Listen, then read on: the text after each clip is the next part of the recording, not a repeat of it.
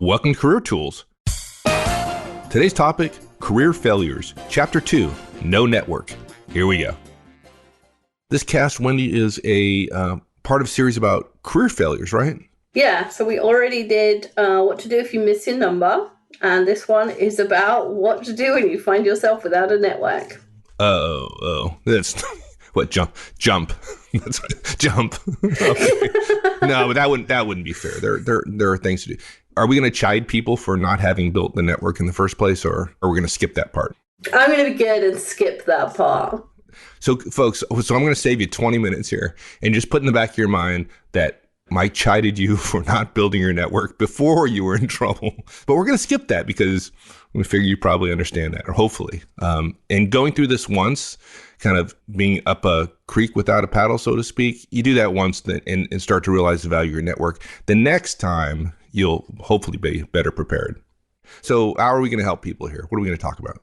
Okay, so we're going to start now. Wherever you are, start now. And start where you are.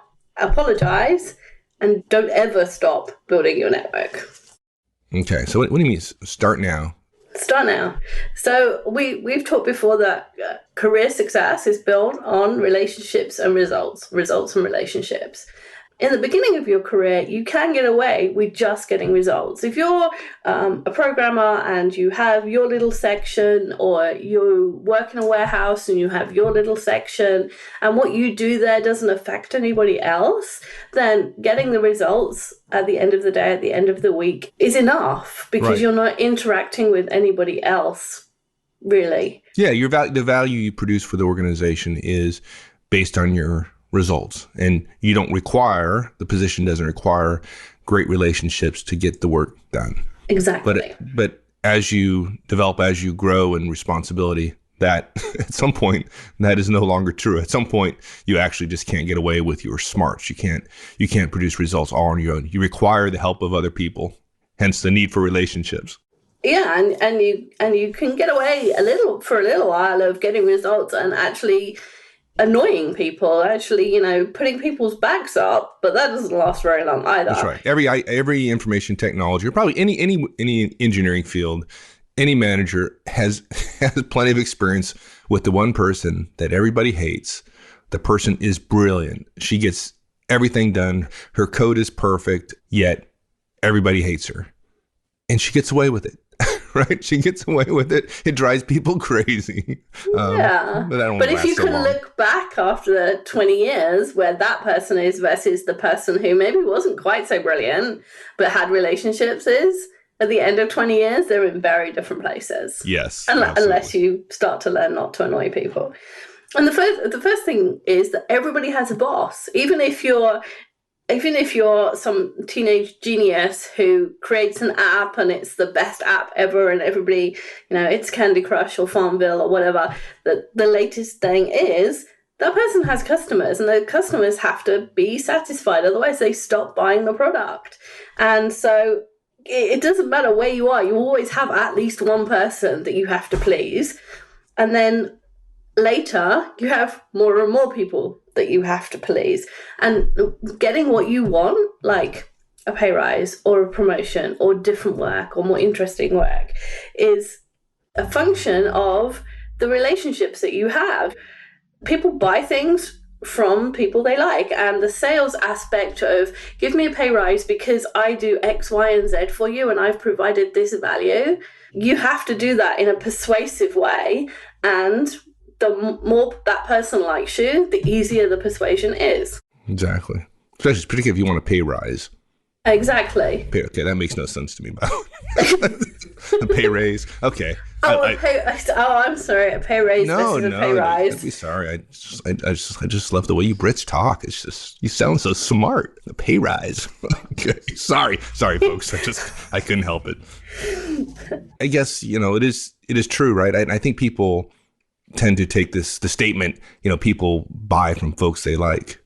People think of it as buying products, right? But it goes beyond that. It's right. It's buying of ideas. It's buying into your ideas, buying into your programs, right? It's more than just a financial exchange, a transaction, right? It's the marketplace of ideas. If folks like you, you're more likely to get the things that you want, or that you need or you desire, right? Absolutely.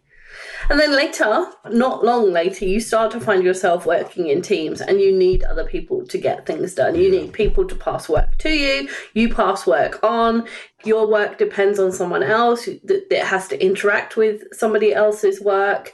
And all of a sudden, you find yourself in this group of people that, again, you still might think you're smarter than all of them and that they're not terribly interesting, but your work depends on them, and the results that you get are no longer just your own. They depend on other people's results. And the only way to get the results that you want is to help them get the results that they should be getting or they want. So you have to start being nice to people. And I learned that the hard way. I was like, I'm smarter than all of you. Like, I'm not going to be nice to you. Why would I help you? I know what I'm doing. I don't need to help you. And then I realized that my work suffered for the fact that they didn't know how to do what the things that I knew how to do, or they didn't know how to do it quickly enough, or they didn't know to give me the right information. And then I realized I would actually start having to be nice to people, and being nice to people entailed being interested in them and knowing that they've been on vacation and remembering to say, hey, how was your vacation? And, how are the children? And is it half term yet? And are you going to do something fun? And if I wanted the praise that I wanted for my work, I had to do all of that other stuff. And I'm smart enough to go, okay, I want those results, so I'm going to do the thing I don't want to do, which is go be nice to people. Yeah, and I think something popped up in my mind. Hopefully I can make this clear. I think there's a difference between actively being nice versus not being unnice. And I think folks can hear it, and I know it. Early in my career, I heard it wrong, right? Which is I thought of myself as a nice person because I didn't actively go out to be not nice, right? I wasn't mean to folks. I didn't make fun of folks. I didn't say unkind things. I didn't swear at them. I didn't raise my voice. I've never done a lot of that. I've done it, but not a lot of it. So those of you who know me, don't write me, say I'm a liar. I've done it, but I don't think I do it in to a large degree. But I think there's a difference between not doing those things and being nice and actively being nice. And some of us with different DISC profiles, different behavioral patterns, we think about it differently. I remember must have been is probably 30 years ago. We had I'll call him Pete. I won't talk about his full name, but Pete was a great guy. And because of some of the stuff I was doing, I got to know him fairly well for somebody who was an absolute peon. I think it was the first entry-level programmer at the time. And he was generally a nice guy, professional, just a great guy. But he had a reputation with the staff of being aloof. And I was just lucky to see this because I can't remember why I was privy to these conversations. I think he might have asked me about it. And Pete was aloof because he'd come in the morning, he'd go up the elevator, he'd walk to his office in the back corner, and he'd probably pass 20 people. And he was deep in thought and he never looked at people, never acknowledged people, not because he didn't care about them. He cared deeply about them, but he was so lost in his own thoughts, he didn't even think about the idea of acknowledging folks. And so to him, he was a friendly guy. He wasn't being unfriendly, right? He was just busy in his head. And it took a while for him, he finally got a coach, and the coach said, look, you can't do that. If you want people to see that you do care, you have to interact with them. You have to have a relationship with them. And the way you do it is when you get out of the elevator and walk to your office, you pay attention to people. You look at them. The people who say, good morning, Pete, you actually answer them because you heard them. You look at the eye and say, good morning. And he went from being passive about it to being active about it. And his reputation changed immensely. So if you're tuning Wendy out because you think you're a friendly person or you have relationships, sometimes not true. You got to be active about it. Now, if you're a high I, if you're like the outgoing, gregarious person, then you probably don't have a problem here. But for some of us, at least half of the world, this is something we have to work on actively. Okay, I'm sorry, I talk too much. No, I agree with you. I got caught by the CEO of a company that I was working for.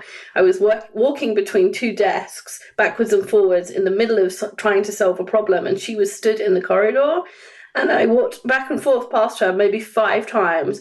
And on the 5th time, she said to me, you can smile, Ooh. And I was like, oh, yeah.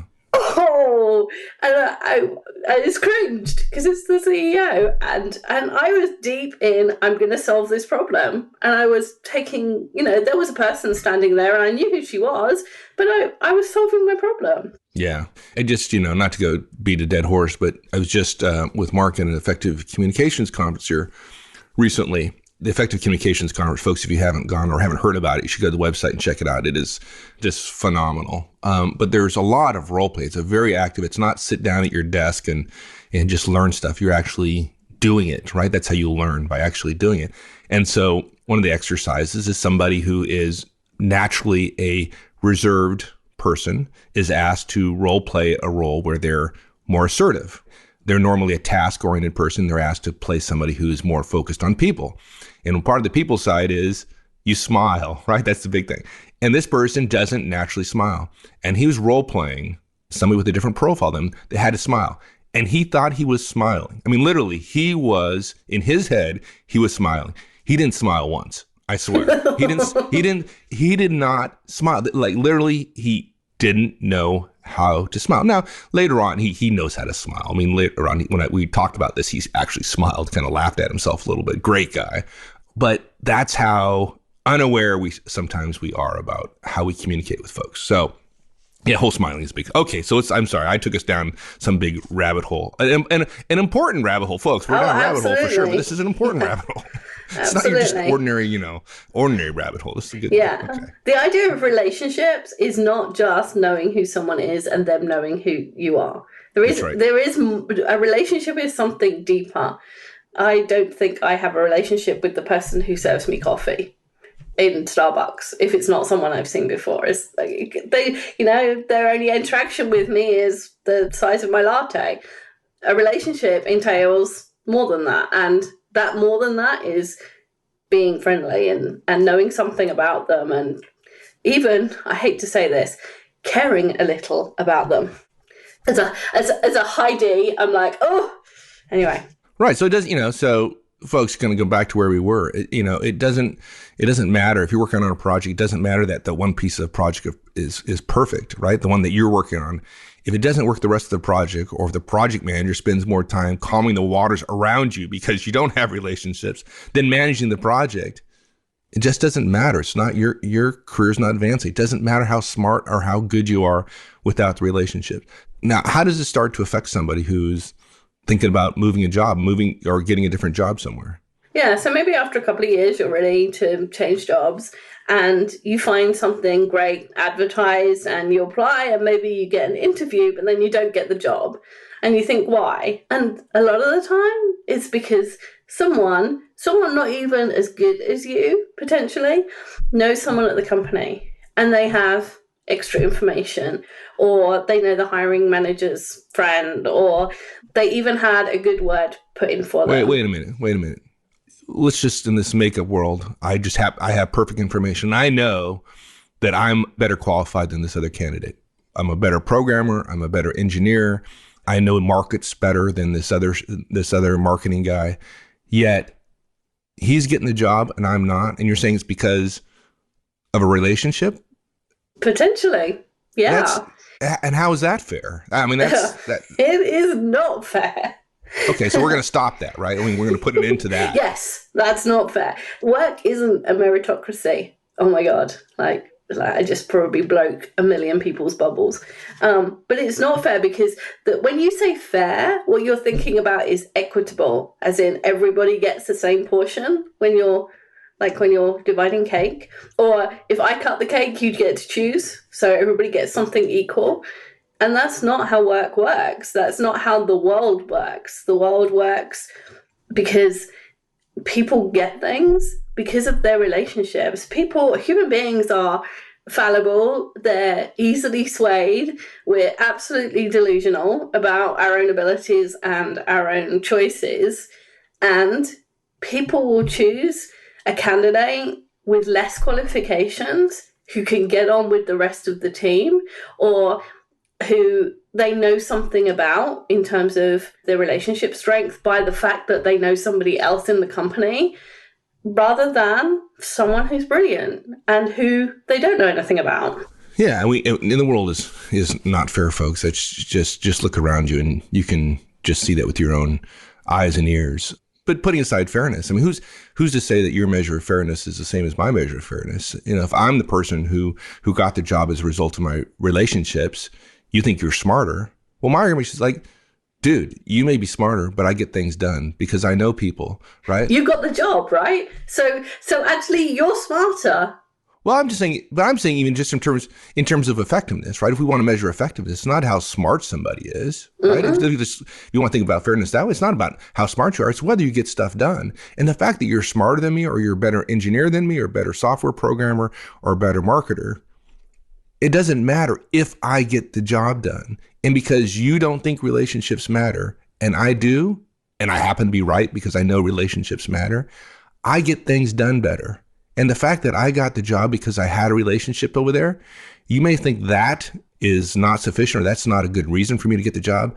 But as a result of doing that, by having that relationship, I've demonstrated that I think relationships are important.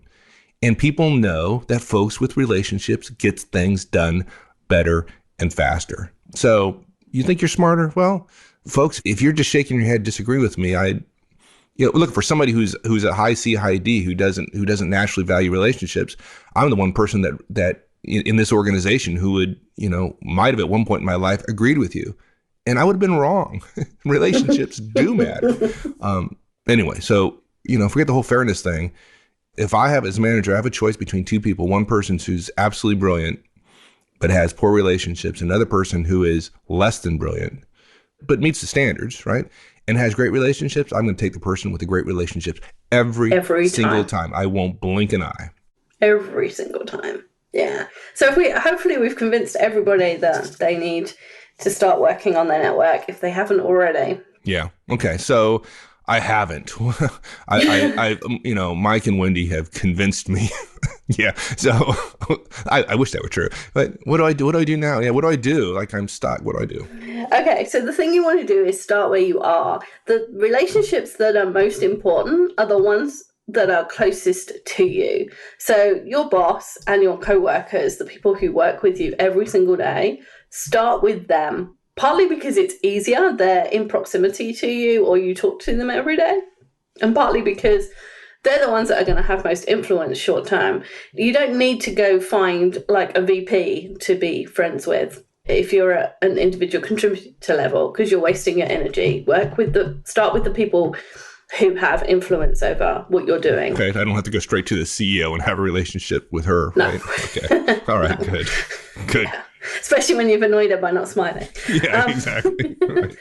So, having no network is holding you back. Like, whoever you are, it is holding you back, and we can say that without even knowing you. It is, but you can't develop an amazing network overnight. You can't go out and it's not like Facebook. You can't add 300 friends and instantly say, I have relationships with them.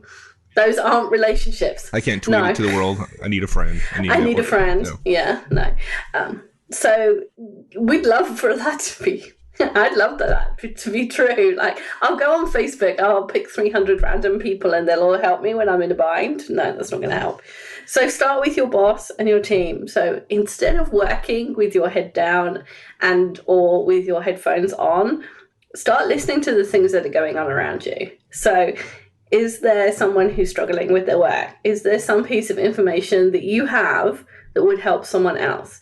Is there a skill that you could use that you could use to help someone else? And a lot of the time it's simple things. You can hear someone huffing and puffing and being frustrated, and if you say, hey, is there something I can do?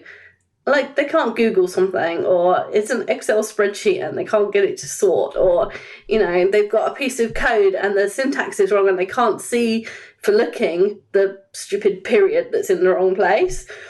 So just offering to help those people is a start to the relationship. I love that point, Wendy, because I think that the tendency is for folks, they don't have a network, they immediately start thinking too broadly, right? They start thinking 3 or 4 levels removed, within the organization, 3 levels up or 2 levels up in the organization, or they even make it worse. They start thinking about, I need to build a relationship outside of my company. So they start thinking about, well, how do I meet somebody in XYZ company or a competitor or whatever? And That's hard. That makes it a lot harder rather than just starting with the people you interact with on a daily basis. And if you can't build a relationship with them, you certainly can't build a relationship with people outside of the company, right? So it's true. Yeah, I think that's brilliant. Start where you are. Start with your team members. Start with the peers. Start with the people who are on a cross-functional project team, for example. Focus with the people you see day to day, right?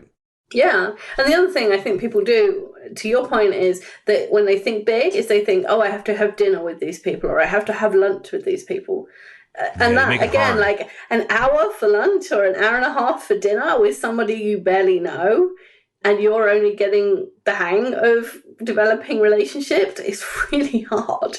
Like, don't go there. Just do something simple. Like, if everybody's having a rough day, go to the chocolate machine and bring everybody a bar of chocolate. If you're producing a report that's consumed by the organization and there's somebody you know who's griping about it, griping is a strong word, or is having difficulty with it, put it that way, go reach out to him and ask him what the problem is. Maybe you can help. Maybe he just doesn't understand it. Or maybe there's a slight change that can be made, right? If I'm on the receiving end of that, that goes a long way. Even if you can't help me, it's like the fact that you cared enough, there you go. Yeah. Just reach out to folks. We had that last week on one of our ops reports, right? And somebody said, please, Tracy, could you put the page numbers on? Because that will make a real difference to the way I'm able to keep up with the conversation.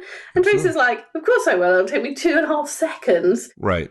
You know, and a lot of the time it is those really tiny things that make a difference to other people's understanding of your work, and then their appreciation of it. Because if they don't understand it and they're frustrated by it, they start to associate that with you. Yeah, they start to impute motives, right, where none exist. And, you know, the small things help make things better and can have a tremendous impact on the relationship. The small things can also work against you, right? It can be a very small thing. Oh, yeah. It's like sand in your shoe, right? Absolutely. Absolutely. All right. So I think what you're saying is kind of be proactive, you know, offer to help, offer information, you know, offer to be the one who comes in early or stays late to help out a peer, right? You know, start to do those things that makes other people in the organization's lives easier. And folks, they'll notice. They will absolutely notice, especially if you've been the curmudgeon who's been a thorn in everybody's side, right? They'll absolutely see the difference. Yeah. And you'll get a lot of credit for it. You'll get more credit than the person who wasn't the curmudgeon before, frankly. That's true. So take advantage of it. I mean, if you've been the jerk, stop being the jerk. You'll get tons and tons of credit because people recognize somebody who identifies they have an issue and they change. You get credit for helping, and you get a lot of credit for being willing to change. So, okay, what else can we do? Okay, so one of the things we're going to do is apologize. So, now you lost me. This is like even worse, right? So if you've offended somebody intentionally, which some of us go around intentionally offending people, and I know some of you are going, why would you do that? But we do. Or unintentionally, you need to apologize. Because if you don't apologize and that person still has that bad feeling about whatever it was you did, then you're trying to build a relationship on faulty foundations. It's like building on quicksand. Every time you get somewhere, they'll remember that moment, or you'll do something and it will remind them of that moment, and whatever you've built will disappear. So it doesn't matter if it goes back months or years, you can still apologize. Do you send them an email, maybe? Or tweet it? No. You need to do it in person, unless you're in different countries, in which case you probably want to do it by phone. But not if email, you can, right? Not email, no. Okay. If you can do it in person, great. If not, do it over the phone. And draw them into a corner. You don't want to do it in front of your whole team. It's just a private moment between you and the other person, and make sure that they've got time to listen to you, so that you're not, don't interrupt them when they're on the way to breakfast, because that's really annoying. So what would you say specifically? Because I've never apologized to anybody in my entire life. So you're such a liar, Mike-Ozan. So something like this: Aaron, I apologize for my behavior at the stage gate meeting. I threw you under the bus, and that isn't something a teammate should do. And I've regretted it ever since. And I should have made this apology much earlier, and I regret that I didn't. And the person's probably standing there with this, I saw something today, slapped by a mullet look on their face. Slapped by a mullet? Yeah. That was a awesome phrase. Is that like an achy breaky moment, or never mind? You probably don't even understand what I'm referring to. Billy Ray Cyrus, ring a bell? No, never mind. Slap my. I remember that. So yeah, they probably stand there with shock on their face, and you can make that easier for them by saying, "I just wanted to apologize," and just walk away, so that they don't feel any pressure. Because the idea of apologizing is you're making things better. Giving them pressure to reply is not making things better. Yeah, and I think we have a podcast on how to apologize somewhere. But just before we go on, and we have a whole podcast on apologizing. But notice nowhere in the example that Wendy gave us did she explain why she did what she did, or the reason she did what she did, or why the other person is partially at fault. You can't apologize to somebody and then explain away why you did what you did, because it doesn't sound like an apology anymore. It's not an apology. It's an explanation. And look, every time you apologize, well, maybe not every time, but much of the time you apologize, there's something in the back of your head where you may have reasons for having done what you did, or the other person sinned against you, and you think you're somewhat justified. It doesn't matter. You have to drop all that and sincerely apologize, take the blame, and let all the other stuff go. Otherwise, it's not an apology. Just saying. So yeah, go, if that doesn't make sense, go listen to the How to Apologize podcast. You'll find it useful. And it's unlikely that this person is going to forgive you straight away and have a completely changed attitude towards you. Really? Because if you threw them under the bus in the Stagegate meeting, which probably had 30 people in it, they're not going to forgive you lightly.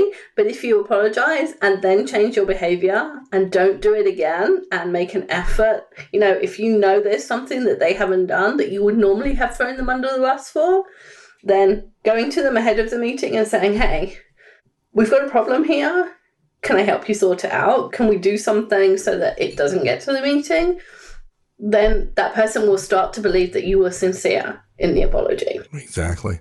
And also you can apologize for things that were really an absence of behavior on your part. For example, if there are people who you've been close to and you haven't made any overt efforts to be friendly with them, right? You can apologize to them as well. Yeah.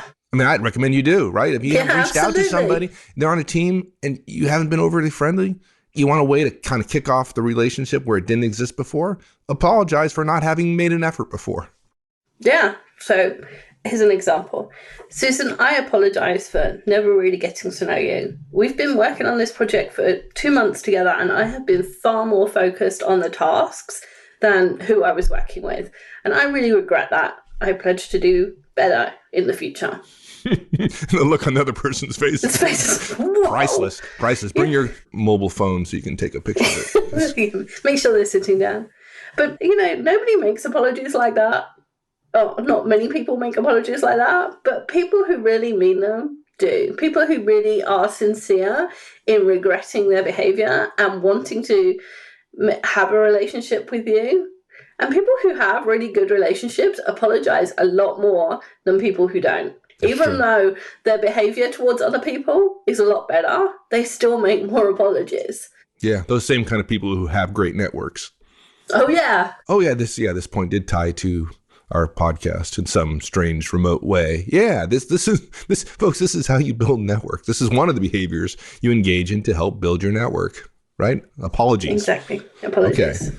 Yeah. And then we're done, right? I mean, we're just like... Yeah, just do it once for one day and then it'll be fine. No, this is like growing crops, folks. I hate to use that analogy because people use it all the time, but this is building relationships it's like planting and, seeding and I don't know, sowing. I mean, there's things that farmers do. I don't know what they are, but I know it takes time. I know they start with like a field and they put seed down and then at some point I have food on my table, but it doesn't happen overnight. In relationships are like that, right? It's organic. It's natural. It's part of nature.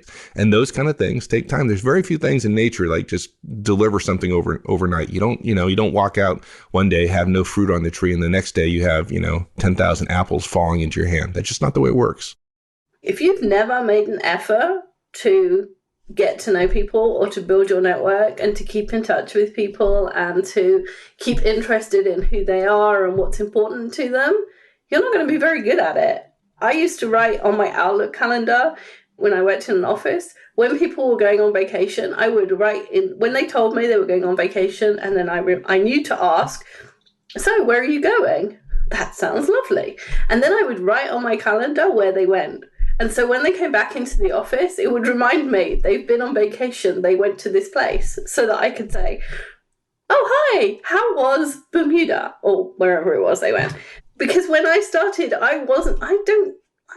you've been on holiday. I've been doing your work for you. That's what mattered to me. I've been doing twice as much work. And by the way, here's your stuff back. And I fixed it for you because you were doing a really rubbish job. So I really had to focus on not saying all the things that were in my head, but saying the nice thing. And so I literally wrote it on my calendar so that I would remember. And so that's, if you're as bad as I was, then you're not going to be very good to start with. So this overnight, I'm suddenly going to have 300 people in my network isn't going to happen. You're gradually going to be better, have better relationships with your peers. And then you can go to maybe the people that you work with on other teams, or you can, someone you met on a training course or someone you met outside of work, and just gradually build it up. When you start caring about other people and being interested in what they're interested in, I have noticed there is a lot of detail that you have to remember that doesn't necessarily rank as important in your own head. And so it's easy to forget. So going gradually is one way to overcome that. Yeah, I think you're right. You start, do what we say, start with those folks closest to your team members, peers, et cetera, and then slowly broaden your network. And the broader your network, the better. Clearly, right? I mean, that's absolutely what you want. If you're in that, really helps you when you're in a career crisis, right? You don't have a job, or something happened. The broader your network, the better. If it was all, people in the company from which you got fired, that's probably not good, right? Mm-hmm. But you start there, and then you broaden it over time. Different companies within the same industry, different industries, local, not local, overseas, right? There's probably 1,000 different ways to categorize your network, and you want to be as broad as possible. If your network right now is you and your best mate, then you, your best mate, and one other person is broader than you are now. So that's better. Don't think that the goal is 300, but that's the marathon away. Let's just start with baby steps. There you go. Every time you make a connection and there's someone who associates something positive with your name, you do something for yourself. Your reputation goes before you is a cliche because it's true. And so you don't know who the people in your network know. And when you go for that job that you really wanted, it might be that the hiring manager for that job knows someone that you know, and they have a positive reaction to your name and say, oh, I know that bloke, he's all right. Yeah, absolutely. If I'm hiring somebody, right? If I'm hiring somebody who's coming from a company somewhere that I know of, and I know somebody else in that company, do you think I'm not going to ask my mate over in this company XYZ, hey, do you know Wendy? Tell me about Wendy, right? Yeah. And that's absolutely. And if you're a manager and you're not doing that, well, shame on you, because you'd like to know that kind of stuff. Exactly. And so that's it, right? That's a start. Well, I shouldn't say that's it. There's a lifetime of building your network, folks. This is something you do for the rest of your life. You are never done. It becomes just part of the substrate of how you go about your day-to-day work. Yeah, and you're starting with inertia. So the start is hard. But as you go forward, it gets easier, partly because you're in practice and partly because you have a bigger network, and so you can meet more people. So it will get easier. Shall I sum up? Yes, please. Okay, so start now, right now, in this minute. Start where you are, apologize, and don't ever stop.